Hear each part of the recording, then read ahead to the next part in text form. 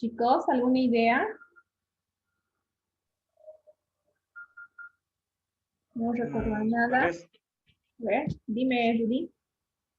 podría ser que está formado por el intestino grueso, el intestino delgado, el estómago Ya, y después ay, no me acuerdo más. ya. Vamos a hablar del aparato digestivo y vamos a decir que este es un sistema que va a dar origen al proceso de la destrucción y metabolismo de los alimentos. Para hablar sobre las etapas que se van a dar en este proceso digestivo, que es la principal función de este aparato, vamos a distinguir la siguiente. La primera etapa, cuando nosotros tenemos hambre, ¿qué hacemos? Introducimos el alimento a la boca, ¿no es cierto? Esta etapa en la que nosotros introducimos el alimento a la boca se denomina ingestión. Ingerimos el alimento y empezamos a triturarlo con las piezas dentales, denominados dientes, y estos se mezclan con la saliva. Una vez que se genera ese proceso en la boca, en la cavidad bucal, vamos a tener un segundo proceso denominado digestión. En este proceso, este alimento que ha sido triturado y se ha formado un bolo alimenticio ingresa directamente al estómago. En el estómago van a haber enzimas que protegen al estómago y que al mismo tiempo segregan jugos gástricos. Estos jugos gástricos descomponen al alimento en sustancias y moléculas más sencillas para poder ser absorbidas. Después de generar esta descomposición del alimento en moléculas más simples, esta va a ser derivada o enviada hacia las estructuras intestinales, que va a ser la tercera etapa del proceso digestivo. En este segmento donde se va a ir terminando los alimentos, que es en la tercera etapa, se genera el proceso de la absorción. El proceso de la absorción nos permite que estas moléculas sencillas que han llegado a lo que es las paredes intestinales puedan ser absorbidas y transportadas hacia la sangre. Entonces, la absorción real de los nutrientes se va a dar a nivel intestinal a través de la capacidad permeable que existe en esta pared intestinal. Estas van a ser absorbidas, llevadas acá a lo que es el torrente circulatorio arterial y transportadas a todo el organismo para producir la nutrición celular. Al mismo tiempo, en este proceso de absorción, dentro de este tubo intestinal va a quedar la sustancia de desecho que después va a ser evacuada en forma de heces.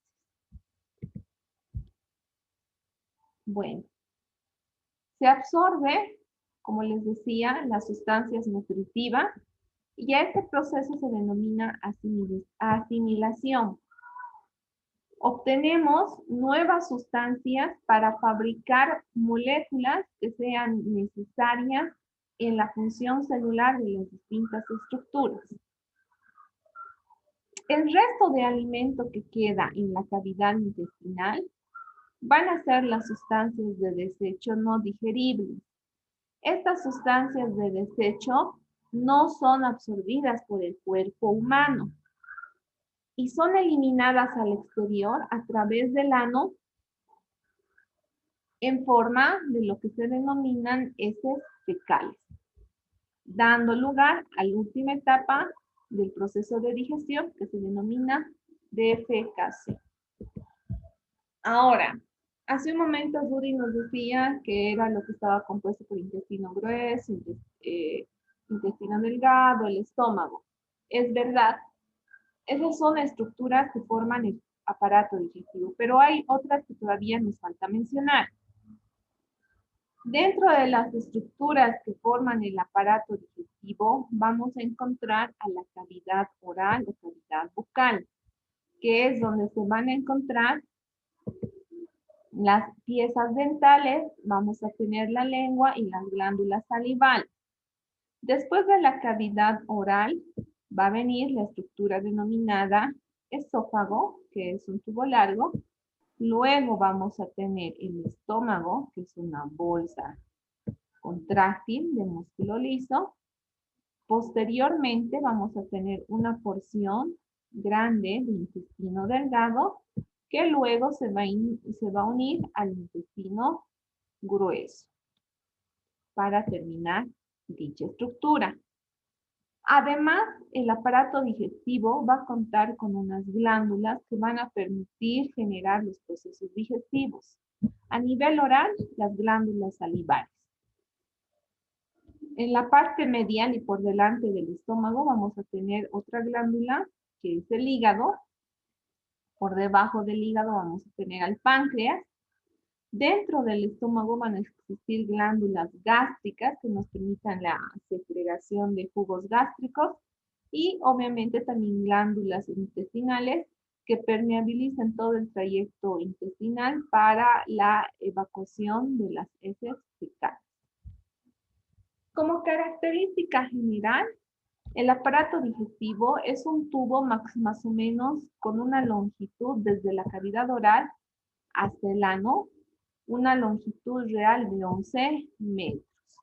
Esta estructura, como ustedes pueden observar, se basa en estructuras tubulares, a excepción del estómago, que es una bolsa de contención.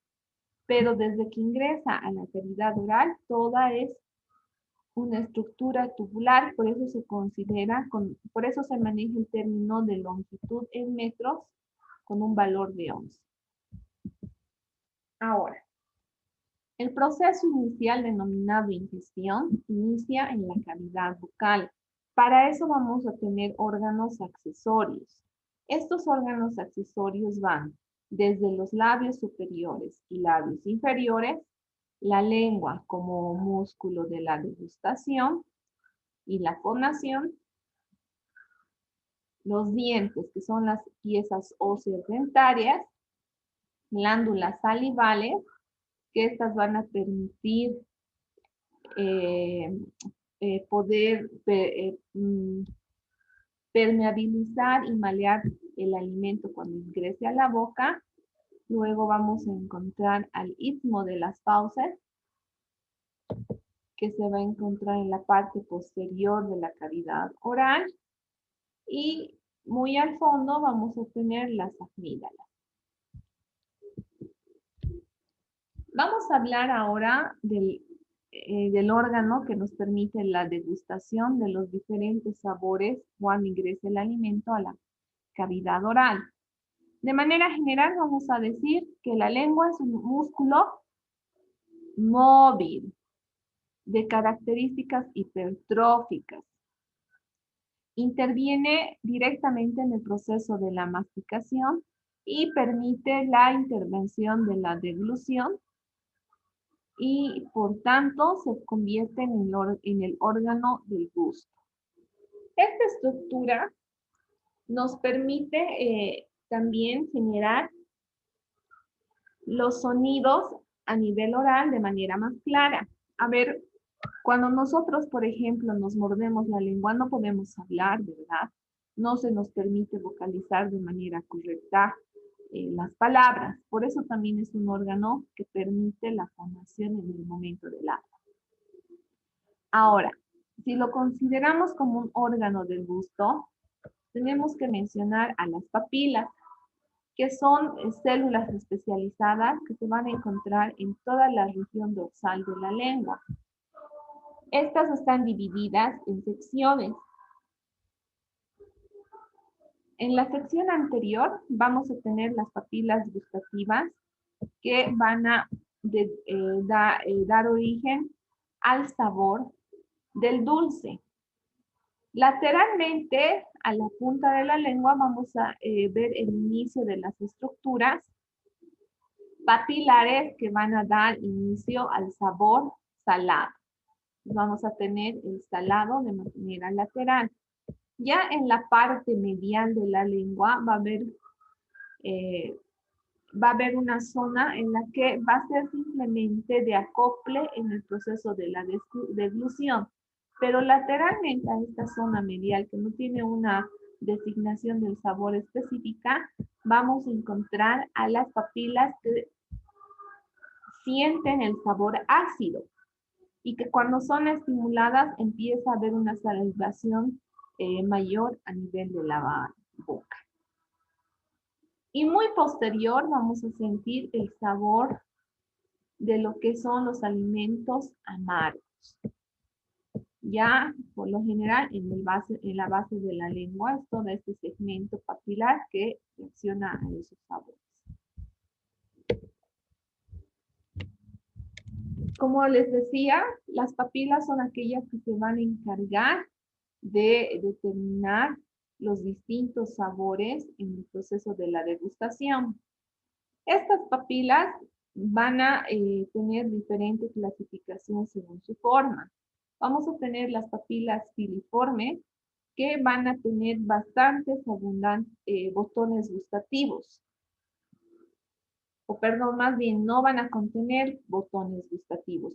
Estas papilas filiformes se van a encontrar en este segmento, en la zona medial de la lengua. No tienen una determinación del gusto, solamente son papilas de acople. Entonces acá tenemos a las filiformes.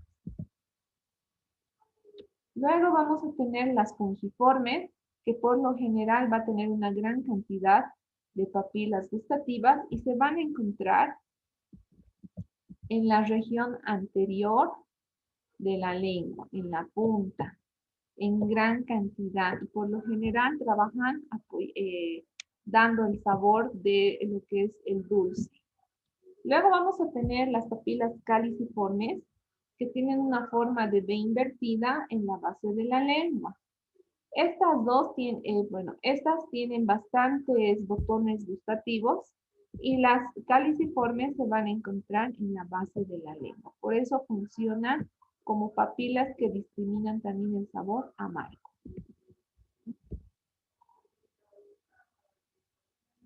Si hablamos de estructuras óseas dentro de lo que es la cavidad oral y que son parte del sistema digestivo, vamos a hablar de los dientes. Los dientes son el principal elemento mecánico de la masticación para destruir y triturar el alimento cuando ingresa a la cavidad oral. Tiene las siguientes estructuras anatómicas en la segmentación de cada diente. Vamos a tener una corona, vamos a tener lo que es la porción del cuello y la raíz. Entonces, la corona es toda aquel segmento que se hace visible de manera directa en la cavidad oral. El cuello viene por debajo de la corona y está en la unión entre la encía y la pieza dentaria. Y la raíz es toda aquella estructura que está escondida a nivel del alveolo del maxilar inferior y superior. Ahora, quiero que me comprendan. Dentro de la corona existe o se puede ir viendo conforme se vaya haciendo un corte longitudinal en esta estructura, lo que es el esmalte, que es la porción que recubre a la pieza dentaria, que nosotros lo vemos como blanco. Luego tenemos en la parte más interna la estructura malfit, que es parte de una formación ósea. En la parte medial vamos a tener netamente a lo que es la pulpa, que cuando un diente se lesiona, este segmento que está tan inervado nos permite generar la sensación de dolor. Ya en la parte más interna, por debajo de la raíz, vamos a encontrar una cantidad de complejo vasculonervioso que inerva a cada diente, que va a contener una arteria, una vena y un nervio dental. Ahora, nuestra estructura dentaria se va a dividir en 4 tipos de dientes. Los incisivos, que van a estar en la región anterior de la boca, el canino, que se va a encontrar lateral a los dientes incisivos, los premolares, que vamos a tener un par en cada región, superior e inferior, y los molares, que van a ser los que se encargan de la trituración de los alimentos. Ahora, algo importante es reconocer la función de estos elementos. Tanto los incisivos como los caninos son piezas dentarias que nos permiten desgarrar al alimento. Ya estos nos van a desplazar junto con la lengua al alimento en la región posterior, y los molares en específico son los que destruyen de manera acertada el alimento en la cavidad oral. Cuando nosotros somos adultos, por lo general tenemos una dentición de 32 piezas dentarias. En cambio, cuando uno es niño, solamente genera 20 piezas dentarias, que son denominadas de leche, y que se van a renovar en la parte de la adultez con 32 piezas dentarias. Por eso, algunos maxilares, si tienen piezas dentarias muy pequeñas en la edad pediátrica, en la edad adulta, el hecho de que van a salir nuevas piezas, hace que estas se roten y generen un proceso de deformación en la cavidad oral. Y eso se debe a que no ha habido un buen desarrollo del maxilar superior, y el paladar se ha generado más hundido. Entonces ha reducido el espacio de lo que es el segmento de los maxilares en la distribución de los dientes. Si seguimos hablando de la cavidad oral, vamos a tener las glándulas salivares. Estas glándulas salivares se van a encontrar en los siguientes segmentos. Vamos a tener lo que son las glándulas parótidas, que van a estar por debajo de la lengua y van a estar paralelos al segundo molar superior. Alguna vez, no sé si les ha sucedido, cuando se aprietan por debajo del lóbulo de la oreja y hacen presión, sin querer empiezan a salivar, generan un dolor que empieza a aumentar la salivación en la boca, y eso es porque se ha generado un estímulo a nivel de la glándula parótida. Anteriormente a la glándula parótida vamos a encontrar lo que es la glándula accesoria de la parótida, que cuando nos curan los dientes, ustedes han debido ver que les ponen un algodón en esta región superior. Es que a veces esta glándula, cuando tenemos un estímulo nervioso generado por el miedo, empieza a segregar bastante saliva. Entonces colocan a este nivel el algodón para evitar que se contamine con la pieza dentaria a trabajar. Luego tenemos la glándula sublingual, que se va a encontrar por encima de las parótidas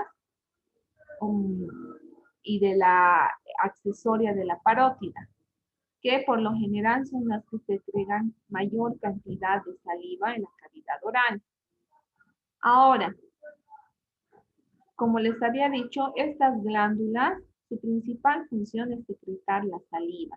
Y la saliva es un componente líquido que se va a encargar de hidratar y mantener húmeda la cavidad oral, el conducto inicial del tubo digestivo, pero también de formar el bolo alimenticio cuando ésta se mezcla con el bolo. La saliva va a contener gran cantidad de amilasa, que es una degradación del almidón. Además de eso va a tener agua, sales, lisocina y mucina, que son parte de las enzimas degradadoras de los alimentos. Ahora, el proceso de deglución se va a dar por dos fases. Una fase oral, cuando nosotros introducimos el alimento de manera voluntaria en la cavidad oral. La lengua va a comprimir al bolo alimenticio contra el paladar y lo va a empujar hacia atrás. Una vez que ingrese a la fase posterior, va a iniciarse la fase faríngea. En la fase faríngea va a haber lo que es el acto reflejo y el paladar blando se va a elevar y va a cerrar la cavidad nasal, va a cerrar esta cavidad. Por lo cual, la epiglotis va a descender a este nivel y se inicia un movimiento peristáltico para impulsar el bolo alimenticio hacia la faringe. Aquí ya está posicionado a nivel de la faringe. Ahora, cuando no sucede ese proceso correcto de la ingestión del alimento en la fase oral y la fase faríngea, y la epiglotis se obstruye y no deja cerrar la vía aérea superior, por lo general se da un proceso de atragantamiento. Para eso, ustedes han debido ver en sus primeros auxilios que se genera la maniobra de Heimlich, que es para desbloquear el tubo digestivo y eliminar ese bolo alimenticio que no ha sido todavía degradado. Ahora, si vamos por el siguiente proceso, vamos a encontrar al tubo denominado faringe, que es un músculo, es un tubo muscular que va a permitir la conexión entre el aparato digestivo y el aparato respiratorio. Se comunica de manera directa con la boca a través del istmo de las fauces. Se comunica también con el esófago en la región inferior. En la región superior se comunica con las fosas nasales, de manera paralela con la laringe a través de la glotis, y también tiene una comunicación con el oído medio por la trompa de Eustaquio.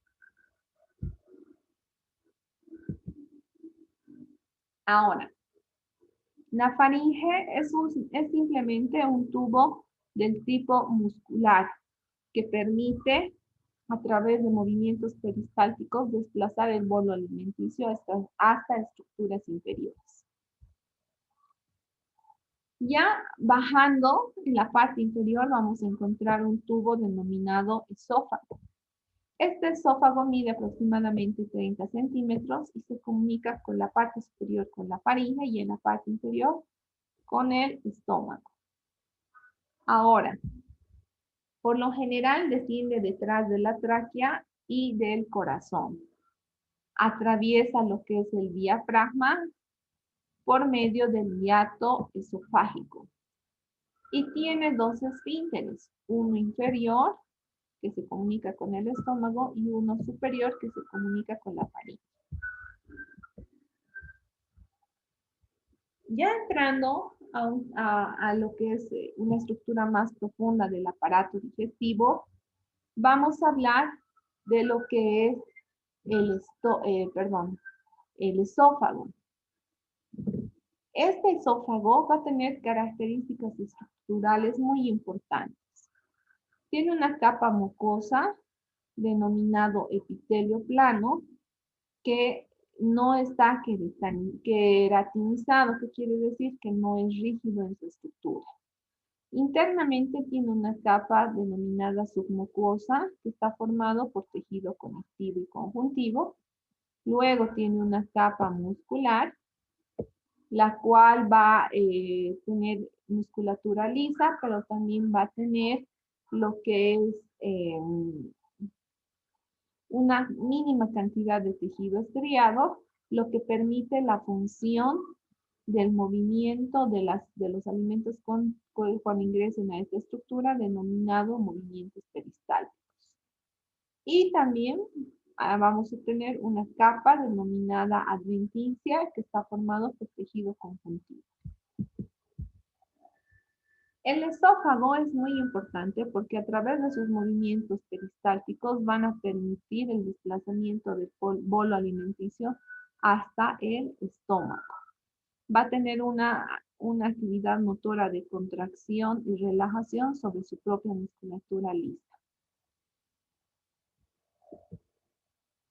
Ahora, la digestión, que está dada por la estructura del estómago, nos va a permitir, como les decía hace un momento, degradar el bolo alimenticio a moléculas más simples.